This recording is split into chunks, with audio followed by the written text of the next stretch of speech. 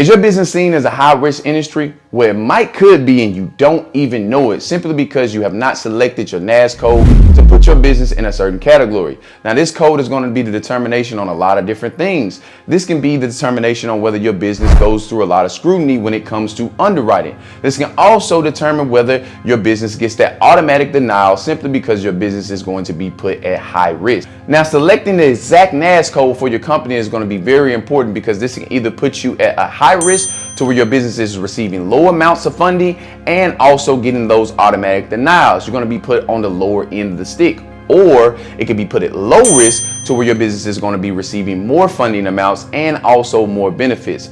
Understand this code is going to be able to allow the government to be able to analyze your business and place that company inside a certain category when it comes to the industries. Inside of this one video, I want to be breaking down step by step on exactly how you guys are able to choose the best NAICS code when it comes to your industry. That way you'll be able to receive more benefits and higher funding amounts when it comes to your company. I first want to be able to go over with you guys the high risk industries that you don't want to be able to tie to. So the first industry that puts your business at high risk is going to be restaurants.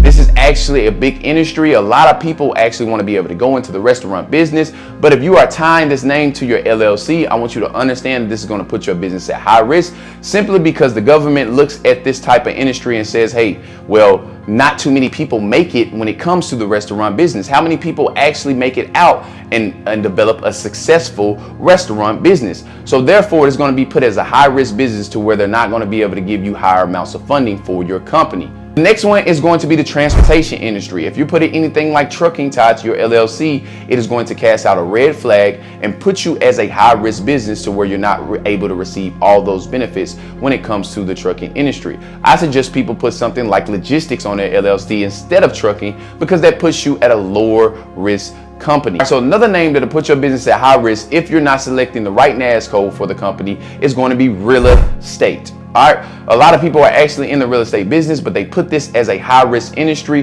which will not receive as many as benefits and also not get you those higher amounts of funding. I gave you guys the top industries that actually put your business at high risk. We're about to get ready to go on and jump to the laptop. That way we can show you exactly how to be able to select the best NAICS code for your company.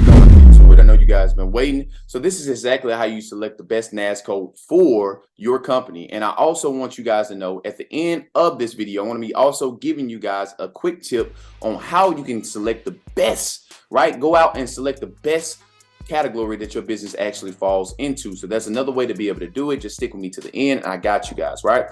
So what you want to be able to do is you want to go to www.naics.com. That's www.naics.com. What you're going to find once you go onto here, you're going to be able to find data points and all type of different codes when it comes to the industry that you fall into.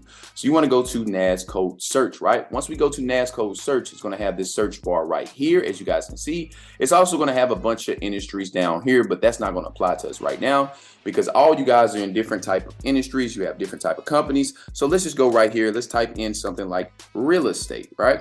Now, what you're going to see is when we type in real estate, right? And we search that tool, right? We search that term. You're going to see a whole bunch of categories that pop up with NAICS codes on the side right here, right? These are going to be the NAICS codes that you're going to be able to use if you fall into these industries. Like I said, it is very important to select the NAICS code when it comes to your company.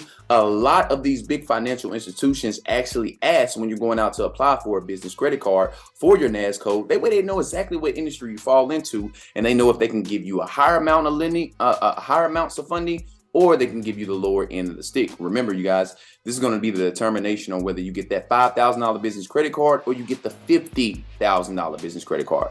But I don't know how many people actually want that $50,000 business credit card. But if you do, make sure you let me know down in the comment section. And also don't forget to be able to hit that like button, hit that subscribe button, you guys. That way you'll be updated every time I make a new video, right?